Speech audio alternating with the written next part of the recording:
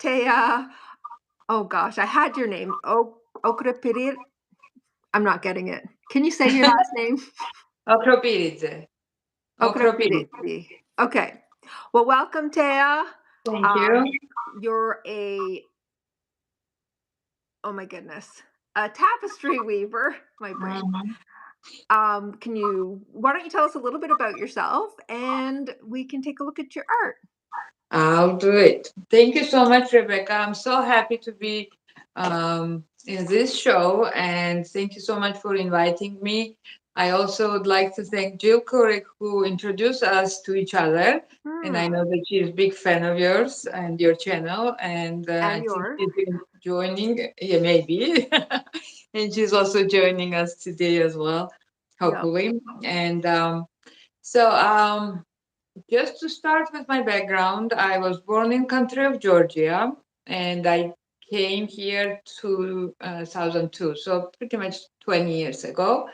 And my background includes kind of different things, including tapestry, of course, and the weaving. But I started my art school as a sculpture major. Because my Wow. parents, my grandparents, everyone were involved in art scene, and because of my grandma, I decided to enter in a sculpture school, but it wasn't for me for sure. And instead of me working on my assignments, I would just go to my friends' classroom and watch how they were doing fiber. And I never switched actually my major while I was in the college, but I really loved just kind of playing around by myself at home when I was done with the school. And later, once I graduated that, I decided to enter actually art school with fiber major.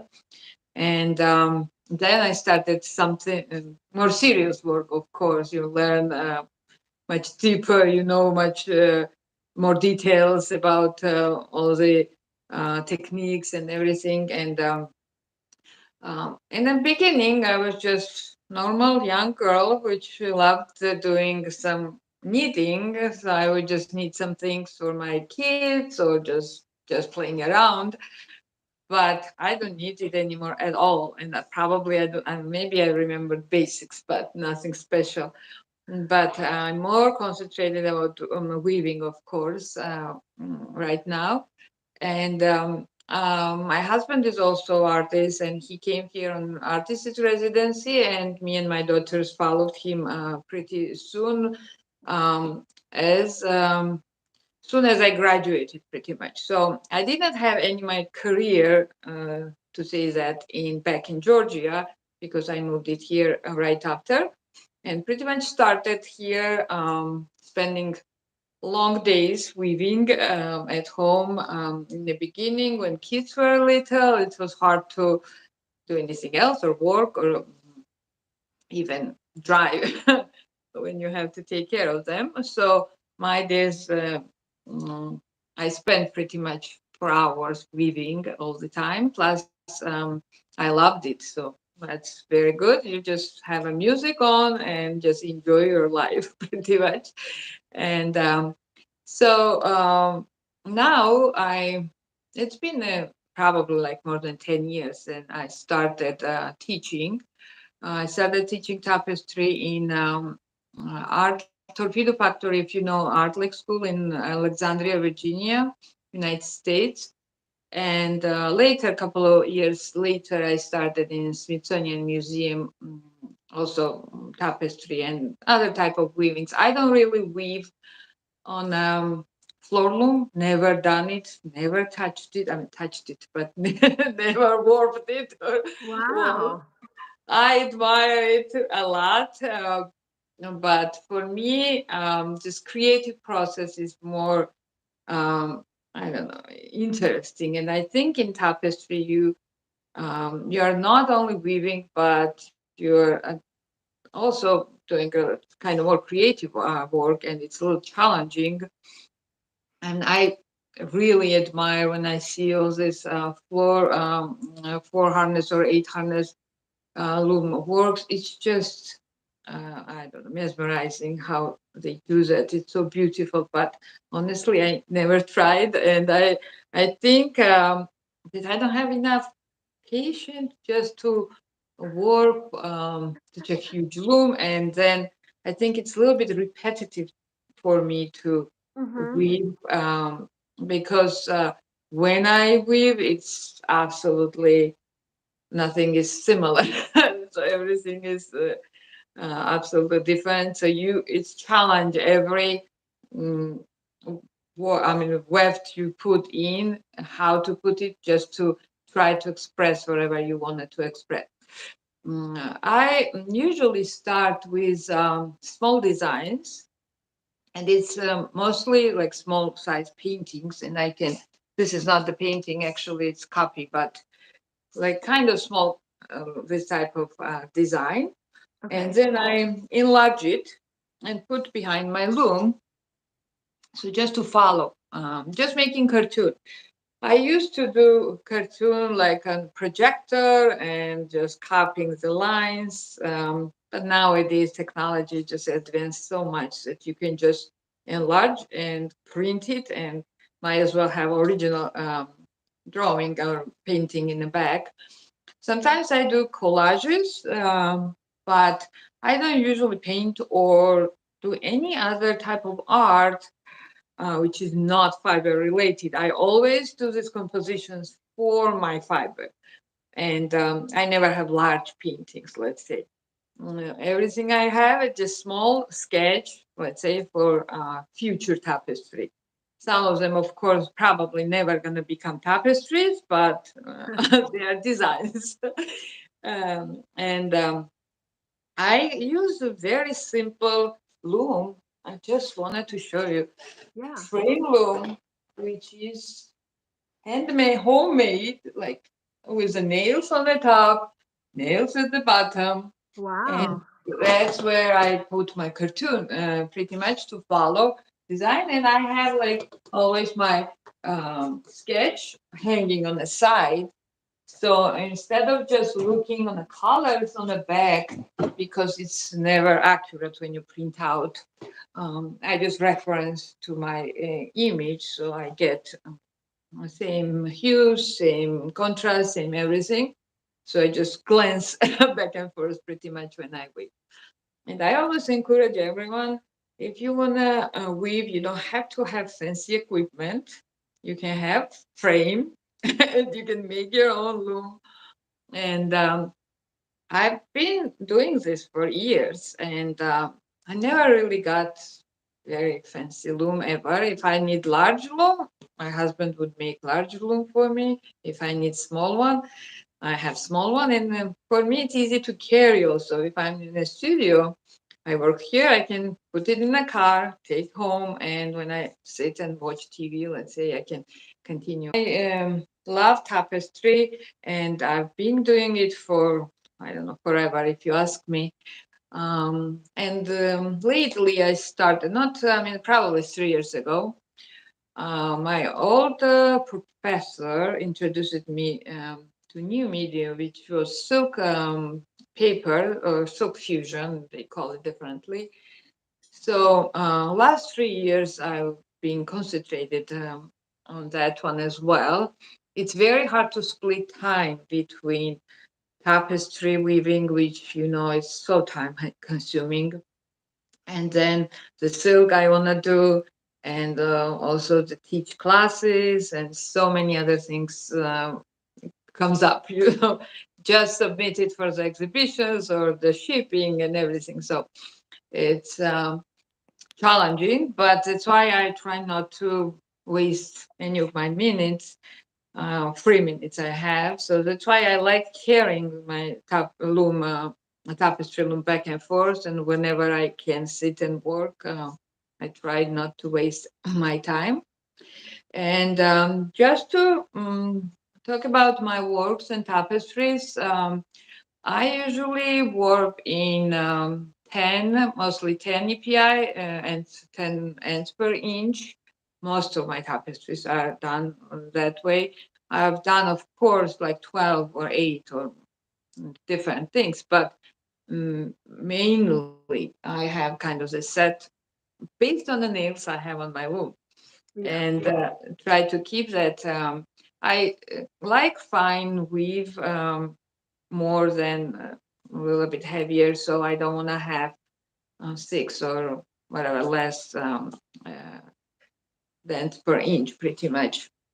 And also, I try to use a lot of yarn which I have left over from the last project, and because it's always very painterly, my artworks. I have so many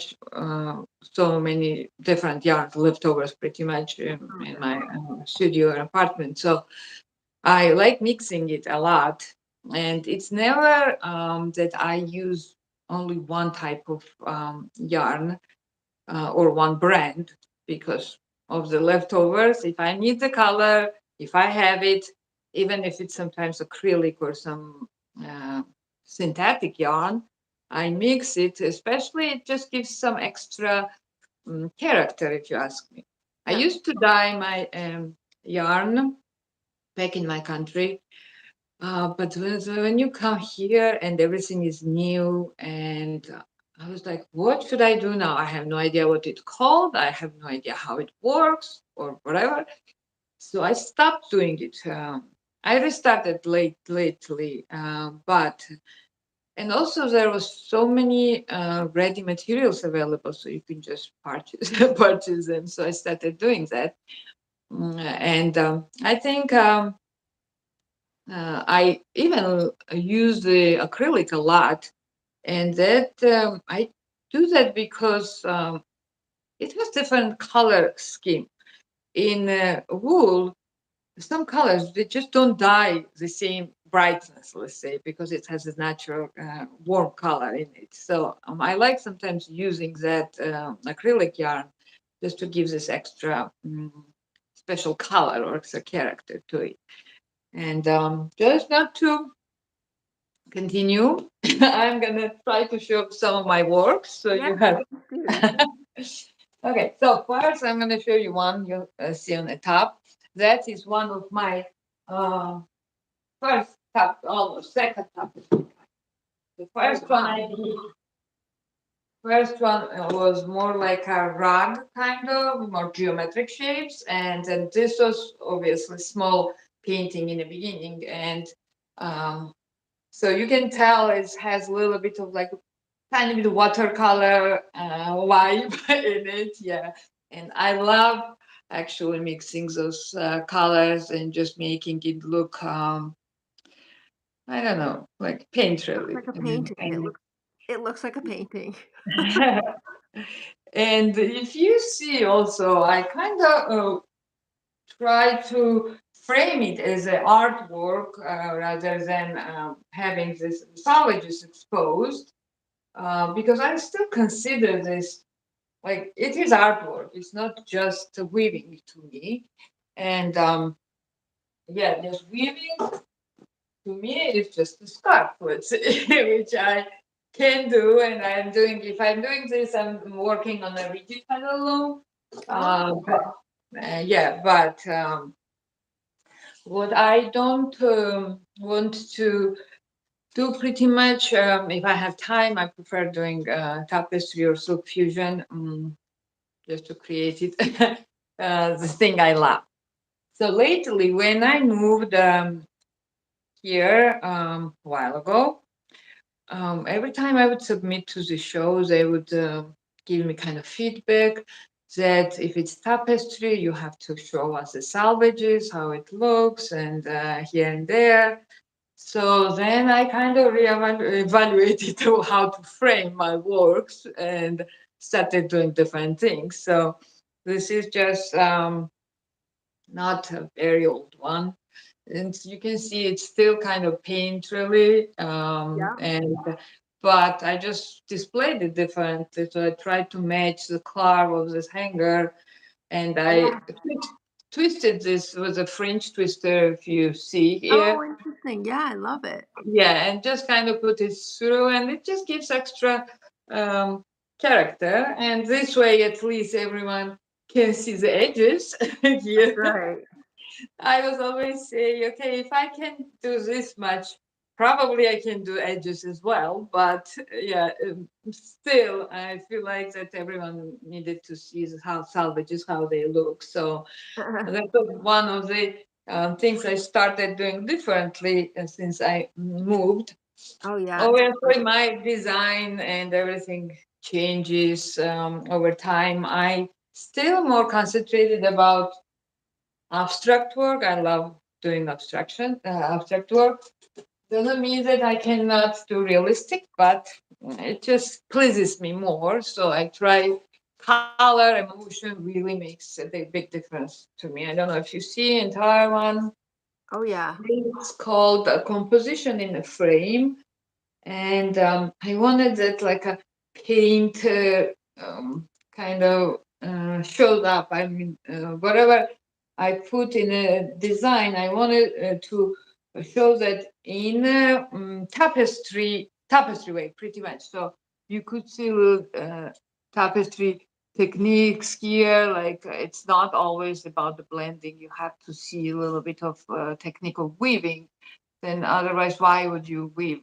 So you try to do the hatching and some techniques which makes tapestry unique and interesting. You've somehow Mm. made that look like a gigantic brush stroke. Yes, exactly. That's what I was saying. This was a brush stroke because I designed and the composition in a paint. So I wanted to show that, but at the same time, I wanted to have this technique of specific technique of like a hatching and the color variation show as a tapestry weavers would do, not just a smooth blending. I mean, here I have very smooth blending, let's Yeah. say, but here I wanted to see those strokes, and it helped to make it look a kind of um, also like stroke, but at the same time, you see that it's woven. I Yeah. used to I used to exhibit. I mean, I'm exhibiting now right now as well. But when it was all different media works, everyone would just get confused. Don't know what is this. Is it the canvas? Did you paint over? And then I got to really, I don't know, mad, upset, whatever. And I decided that I don't want them to look at those artworks and decide that it's painting. Yeah. So because it's so much work. I mean, you paint, you warp, you dye, and then sit for months and months, pretty much, and weave thread by thread. So, and I wanted them to see that and appreciate that.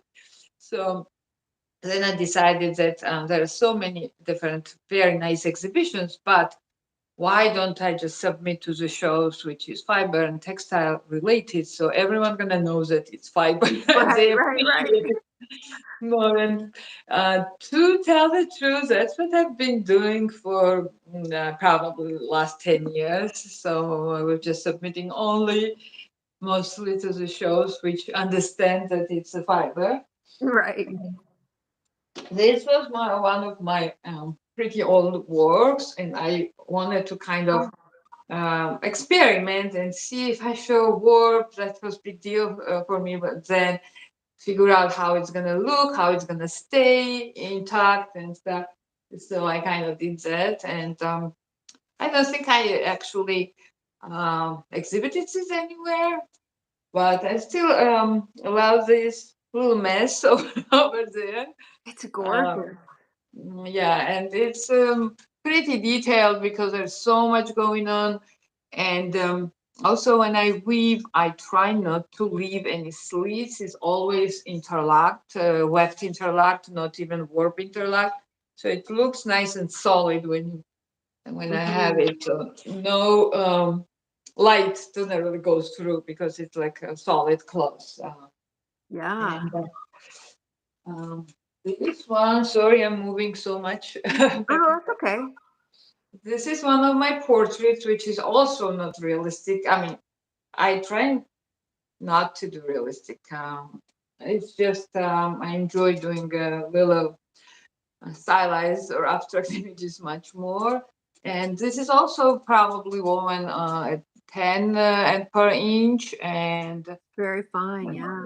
yeah, if you see, Yeah, and that is completely like hand dyed yarn.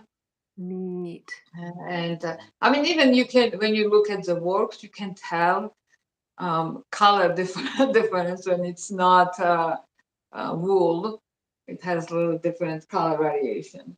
And this is pretty old in some way, just work, but I there are always some works you like, so this is one one of it. It's so hard to pick which is your favorite because all of them you spend so much time on working I on sure them, and they're like your kids. Hopefully, my kids not listening to this. Just kidding. Just kidding. But the seriously, you just have such a love to them. You cherish it. It's so hard to even just give it away, or yeah. And also, it's so hard to sit and weep for hours. I mean, it's hard physically, and you put so much time into it, so you have different appreciation to it. Yeah, I and find a lot of the tapestry weavers or rug hookers that I've had on all feel the same, very, very attached to their pieces. yeah, it is difficult. And I mean, I'm not saying that the painting is not important or drawing or something, but doesn't really take that much time and effort. And yes, it's experience and everything really matters. You cannot just put one stroke and done. But just time, because of the time, I think you have extra attachments to it, spending half of your life pretty much doing sometimes one work. The biggest work I have, I don't have it actually here. It's in my house. I could not bring it. Was if you see that this is like pretty big. I don't remember how big it is, and that I started actually back in my country, and then I couldn't finish. When I left it on the loom over there. And when my parents visited me, it was a year after I came, I let them take that loom apart and roll it and bring it in a huge tube. And Wow. then my husband made me like a sidebars or whatever. So I put it back and took me a Wow. really long time to finish that. And it's really not visible on my picture, but maybe website can actually show better. It has this like a shiny thread. We call it capron. I don't know. I can never find exact yarn here. It's very shiny. It's white naturally when you buy it, but you can dye any color. And it has that kind of metallic yarn in it, so it looks a little bit unique. And that is one of also my favorite pieces. And I had that, by the way, exhibited in the Smithsonian Museum. It was before COVID, and it's like exhibition started, being there for probably a couple of months. It's supposed to be 1 year exhibition, and then COVID started and everything got closed. So unfortunately, but it's still nice to have there. I mean, it was there for a year, but what's the point if no one can visit Right. and see? Yeah. That's amazing. So it was nice. This is I kind of have, depending on the time and when you weave and when you design, I have a little different style sometimes. So it's one of the abstract composition called Dream, and I don't know if it's noticeable. This is natural. This is, I mean, wool. This is acrylic. This is also acrylic. To have that white and like bright red or some colors which actually this could get, you could definitely get in a in wool color in terms of if you dye. But since I had so much acrylic already in it, I just continue doing it. So don't mix too many different fibers. Sometimes it's not good for making it nice and even.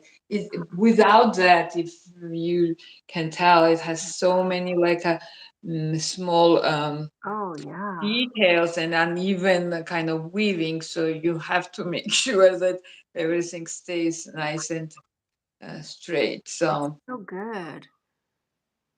Wow, it's such yeah, fine weaving that you do.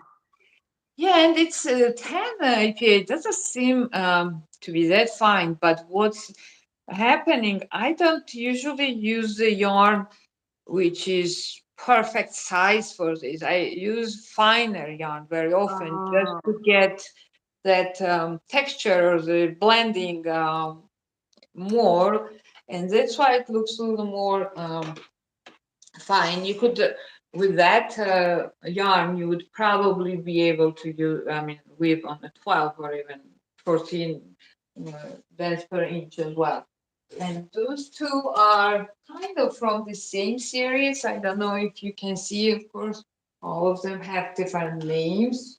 But I call this red spot because of this. yeah. Yeah.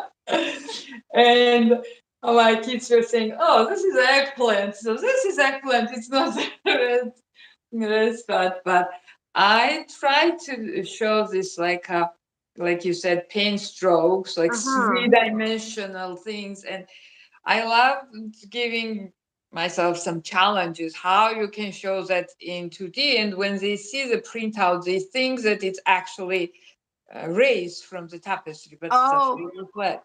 Yeah, but it's it's not. nothing Yeah. raised. Yeah, it's just a fact of like shading.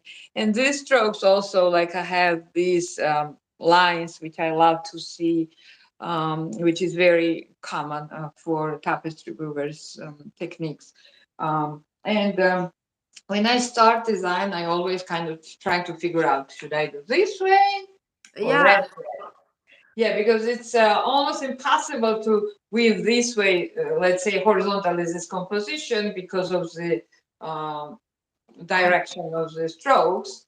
So that's always in advance before you actually start doing anything. You have to figure out. And I just want to show you. This also has a lot of acrylic in it. This pink and this turquoise or teal.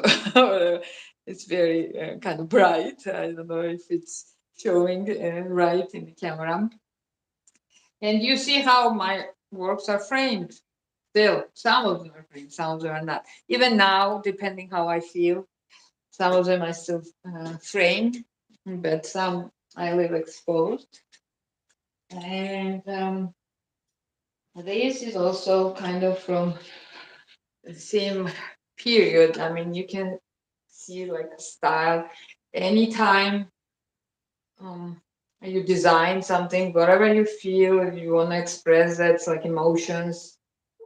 It's called shadow of the woman, just shadow, called shadow, but probably, hopefully, you see this abstract stylized woman right here and a little shadow over there. Oh, yeah, yeah, yeah. Yeah.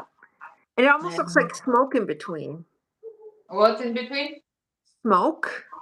Oh, this, yeah. So, and this is also pretty fine. I don't know if you can tell. And this also has a mixture of wool and acrylic as well. So some, I have no idea what I'm showing you. And yes, that's my signature. Your signature, yep. T and O. So, and here, I don't know if you notice, I have a lot of like a blending to different. I mean, I usually do that very often to have smooth blending from one color to another one. But this is like a solid color, but I didn't want it to be just like one purple or something. So I have like a melange, like twisted yarn pretty much there. Ah, It gives a little more interest to it. And this also has a little like 3D effects, like, these yep, I see it. tiny things. And I don't know, sometimes I joke for myself that I think because I have a sculpture degree, I like doing something three-dimensional. Yeah, but, maybe that's it, because it definitely. but I don't know if that's completely true. But yeah, it's just a little challenging to do, and I like the challenge. It's already challenging when you do tapestry and so many color blending and variation. But and yeah, what I didn't mention is that the front and the back of my tapestry are the same. I mean, the mirror image, but there's nothing on the back. So when you weave, let's say this is more Oh, I realistic love one, which I don't very often do, but it's the same on the back. So you could just flip it, except for I have a sticker. wow. But it's Wow, I absolutely didn't same on the realize. back. That's Yeah. amazing. And I try to always hide the end so you can display anyways. And in some point, I'm sure it's gonna get faded and old. And backside when I turn, it's so much brighter. Yeah. So this way we can flip it and make it different type. So because I'm a little bit limited in time when I can work. Unfortunately, I still do my best, but I started doing smaller pieces. So this is about 10 by 11, like A4 paper. Mhm. So, and I know that when I start in one day, I'm going to finish this work. It's not going to take 6 months or, well, or 10 months. So at least it makes me happy that you started work and finished working, because starting a very large work, sometimes it takes me a really long time. And I love it, but I also want to make new one. You always want to create new work. Right. And what happens with this, even though you have to be really creative while you are weaving, because you cannot exactly transfer it wherever you painted, it's still you know exactly how it's going to look in the end because you have a design. And that's why you want to create new ones, and you make a new design, and then you don't have time to weave because you're working on something else. So sometimes making small pieces are also fun, that you can finish it quickly. This was one of I did those two kind of about the same time. You can tell different kind of moods you are being. There's a little more realistic one, those two, and Yeah. small ones as well. And one called the memory, and another message in a bottle. So it was like about some kind of event. And even though I name my artworks and I have something to tell with each artwork, I always prefer viewers to have their own interpretation of the artwork.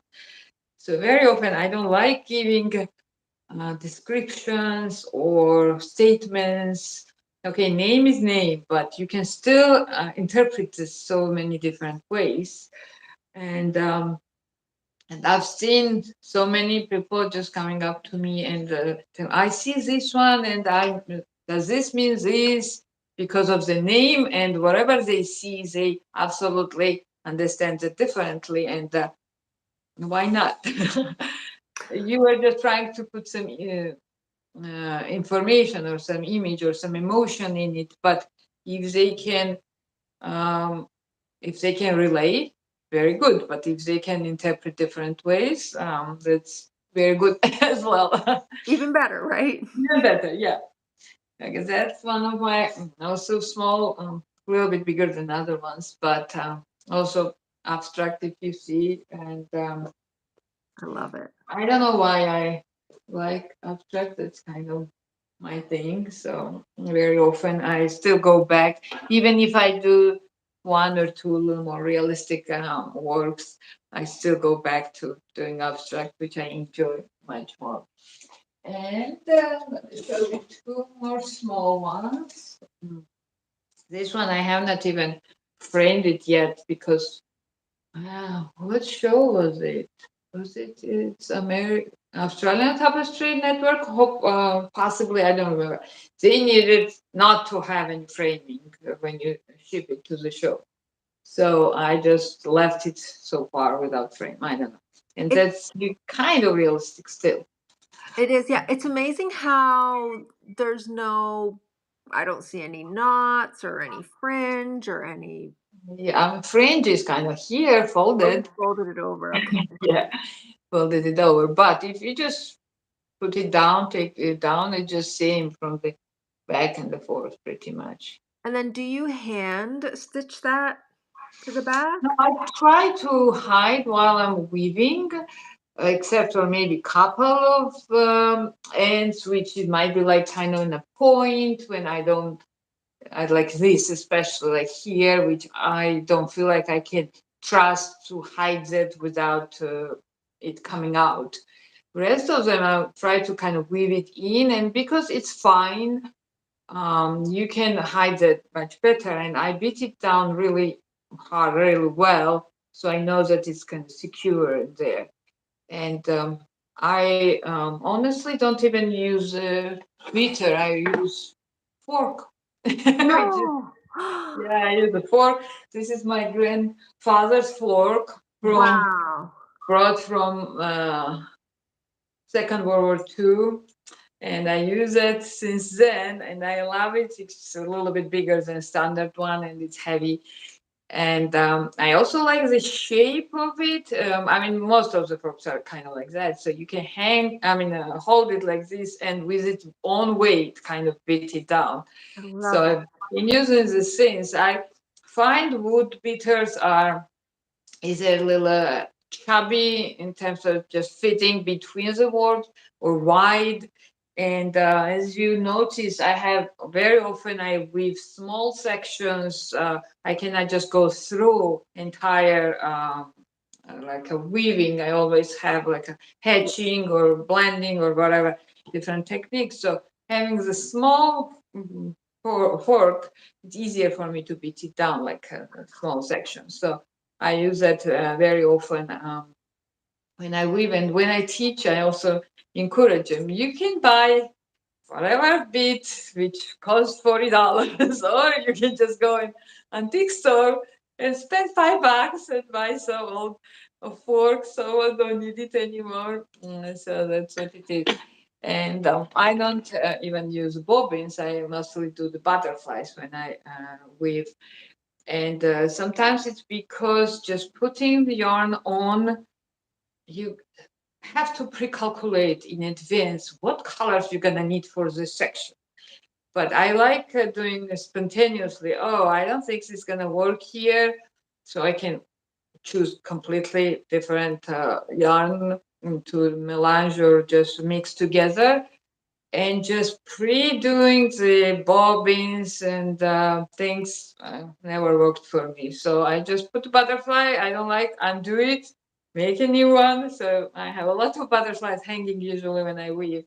So that's why I don't have anything against the bobbins, but just don't use it. Don't use it. And sometimes when you get used to doing some way, you just want to stay and do the same Yeah. thing Mm. all the time. And this is small tapestry. It's kind of pinned here. It's not even framed, just kind of Okay. hanging. Oh, I see. I yeah, I have to decide exactly what to do, but I found this frame pretty reasonable size for this one, and I might just leave it. It's um, Argo ship from Argonaut myth, and that was happening in old Georgia. That myth was happening there, so it's like kind of uh, interesting to me, and I don't know, I got inspired by that subject, and I wanted to show the details, and you see how it's also very So detailed. interesting. This doesn't really have too many of the techniques weaving. I mean, of course, everything is weaving technique, but you don't see like vertical lines or peak and peak or hatching or something too much here because I'm trying to blend it like smoothly as possible. So that's also pretty small size and the same reason, time to try to Amazing. start and finish one composition. And again, I mean, you see the edges here, salvages. So that's why it's easier for me to display small ones this way because you can attach to the cloth or the inside the frame or just make small frames around it. But a little bit larger ones, for some reason, I always feel like it needs something Different. around it. Oh, those I also. This traveled, I think. I don't know. Already forgot which was in which division. And We haven't here, seen even though it's fine, you can oh, still see more of the techniques of weaving, like lines. But at the same time, you see the strokes. So yeah, so this is also pretty it's small. And, it's no wonder you spend months working on these pieces. They're yeah, amazing. They're so intricate. yeah, that's what it is. I mean, you might finish one piece in a week, but I always try to challenge myself and do something more uh, Oh, detailed and the blending. So, oh yeah. and And just doing kind of frames also a little bit fun. I mean, this is just plain, but the one I showed you before with the stones, I had some different ideas and changed my mind. So I have a little shelf right there oh, on the neat. frame. So I was thinking to put tiny stones from the beach, but they were finished. I mean, I kind of like this way as well. Maybe one point I'll do it, and I painted this a little bit to actually go with it as well. Yeah. Yeah, I have Perfect. that little bluish color right there. So yeah, also framing is very important and tedious, and the finishing. Either way, even the finishing the fringe, just to cut them and tie them, and just if you want to hide or not hide. I use very often those parts to attach to the frame, under frame, or outside frame. Let me show you this one.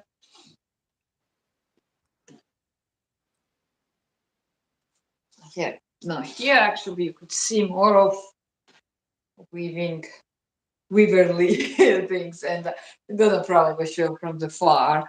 But if you zoom in, then you see more of Oh those yeah, yeah. right here. Yeah, like dots and hatchings and It almost so looks like fence, circles. yeah. And this is not. I mean, it's woven pretty much a frame as well. And I kind of decided instead of me framing this, why don't I weave a frame around? And on the edges, when I do that, and I have this in the multiple artworks, um, I always kind of interlock here with weft interlock. So it's not even having, it doesn't even have any slit or anything right there, No. which is kind of challenging to keep it straight, but Wow. I do my best. And Oh, you're so talented. oh, thank you. It's So, like and it's like paintings. It's like how did you do that with fabric I think that's why they assumed that it was painting. or with fiber, I should say. It's not fabric, I guess. Well, Yeah, fabric when you're finished with it. and yeah, and I guess that's why they assumed that it's painting because no one. It's hard for people who is not familiar with any weaving That's to right. even understand that you can do thread by thread all this and look like a painting and make it look like a painting. Yeah. But I love the challenge, so I always try to make it a little more intricate. And yeah, this one I was gonna say that I did not even do frame outside, and fringe I did specifically with black, not the fringe, but hem. So when I fold it, at least it's gonna show up. The one work I showed you, the yellow one, it has a black fringe. And once I wove that, I decided that I'm never gonna weave with a black warp. I usually use either cotton warp, 8/4 rag warp, or I use twine chain. And Black is hard to see in my experience. yeah. I was looking. Yeah, this one. And it Oh doesn't yeah, show right. the, of course, it wouldn't show because in the tapestry you shouldn't see any warping thread. But just when you pick up, I also don't have like a shading device. I just have a one stick which opens one shade, and the rest is picked up by hand. And just doing that and seeing what you're picking up was so hard. No, I mean my eyes. I think since then actually I needed glasses. I'm not kidding. I'm So not kidding. I did a black warp, and I swear since then I've needed glasses too. I've said the same thing. And I Like, decided that I'm not gonna do anything with the black. Plus, it doesn't show, so it doesn't matter as much in a tapestry. right. Instead of if you really want this hem black, okay, do the black hem, but you can always uh, kind of hide those fringes if you don't want to. So that was the other thing why I did this one with white, but only hem is black, but not the warping thread. So I it's kind of get like it. that. I love it. Yeah. That makes so much sense.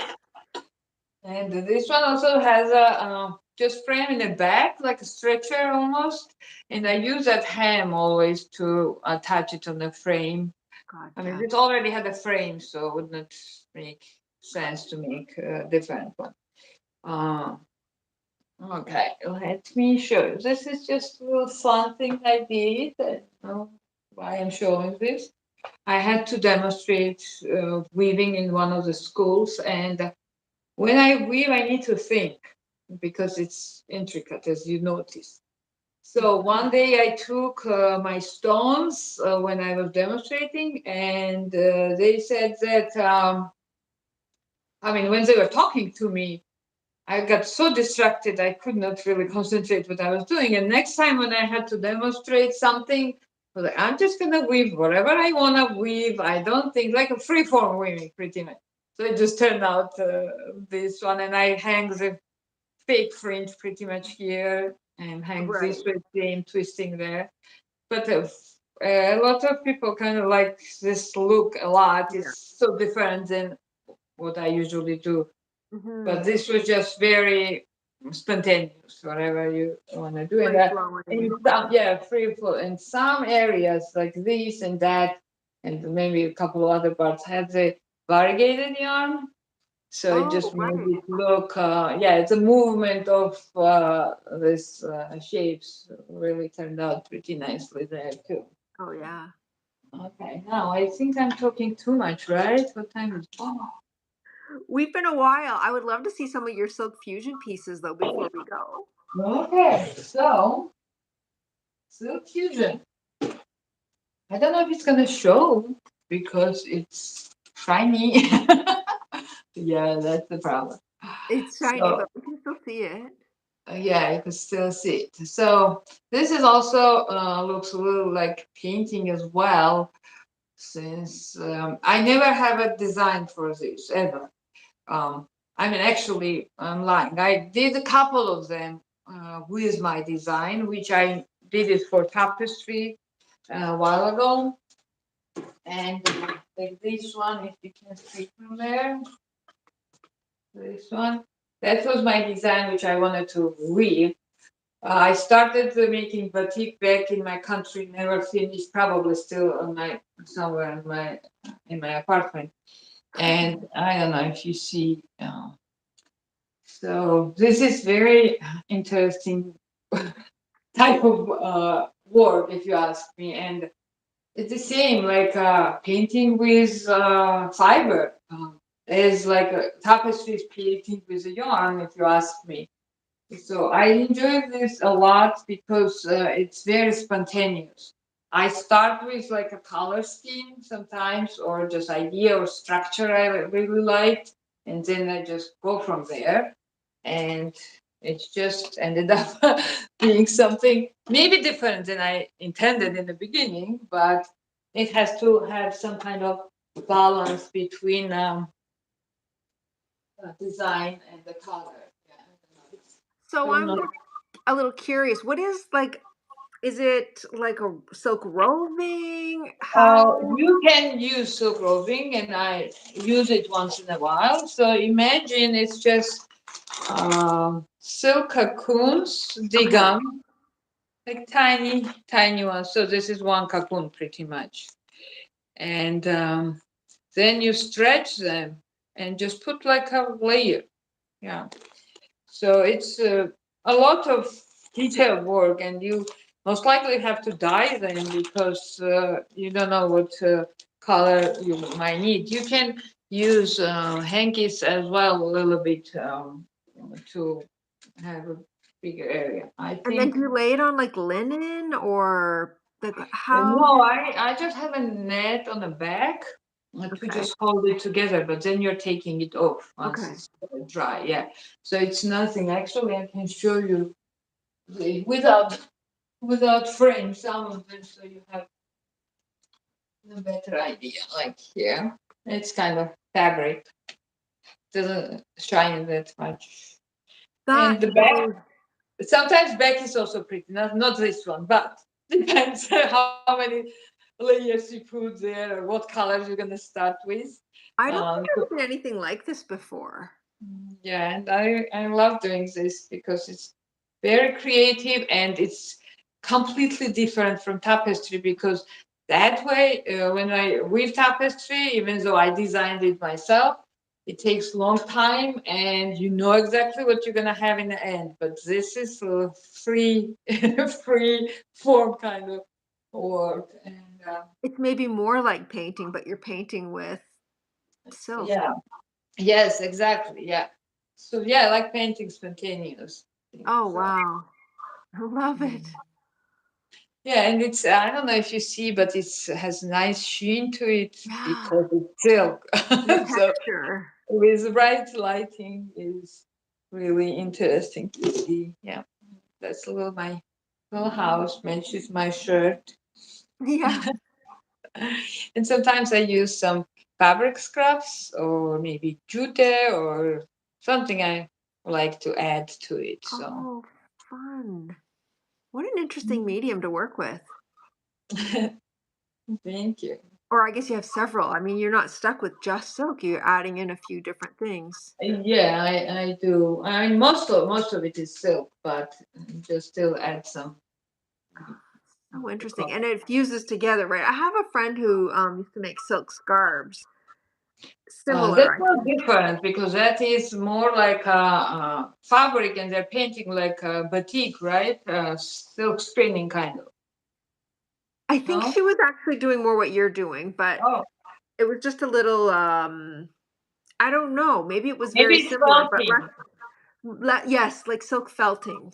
I think she Yeah, was felting it onto wool, actually, now that you're it's saying it, the I think it wool. was Yeah, wool with silk felted on it. I think they that's use this technique in terms of they're adding to the wool and it's felting with it together. right. Yeah, Nuno and it. felting, that's what she called it. I remember now. Yeah, no. Yes, I Yeah. agree. That's what it is. So I think I took too much of your time. Well, I thank can you show so so much more, but it's never gonna end. So Thank you so much. It's so interesting to see the different ways people, like I've had on several tapestry artists, and everybody's so Mhm. different from one another, right? It's so Yeah, interesting to see the absolutely. different techniques and different, just everybody's so Mm. unique and has a different take on what Yeah, art is to them. I love I it. Well, thank you so much for your time. absolutely. I really appreciate it. It's been such a pleasure. And I think we'll sign off. Thank you so So, much.